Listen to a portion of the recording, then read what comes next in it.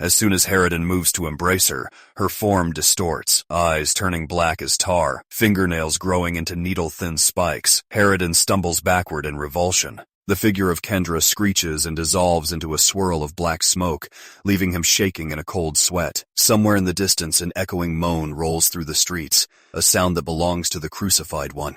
Anyone who heard it felt guilt, sorrow, and creeping madness surge through their veins, as though every buried sin was clawing to the surface. At the palace gates, Adramelch arrives uninvited. Chancellor Marcellus is pacing in the great hall with only a few guards at his side. The guards point their spears at the devil, who waves them aside with a bored sneer. Marcellus, barely maintaining his anger, looks at Adramelch and says, "What do you want now?" Adramelch, spreading his arms, smiles slyly and says, "Peace, and a chance to save your city from total collapse." Marcellus scoffs and replies, "We're already in total collapse. What chance of peace is there?" Adramelch, who is still smiling, says, "We're not in total collapse. Not yet. There are still survivors, and you humans have a vexing tendency to cling to hope. Help me harness the energies of the crucified one. Let us, enact a ritual so that we might be able to contain his darkest powers." Marcellus, eyes narrowing, walks a little closer to Adramelch and says, "You think a ritual can control that thing?" Adramelch stops smiling and looks directly into the eyes of Marcellus. "Certainly not alone, but we can attempt to harness or redirect the illusions and terror that are spreading throughout the city. We can either keep our minds intact, or we let him continue until our entire world is consumed." Marcellus hesitates. He remembers the last time he made a deal with devils. It had cost him so many lives, possibly even his soul. Yet he heard the screams drifting in through the ruined windows, and his resolve wavered.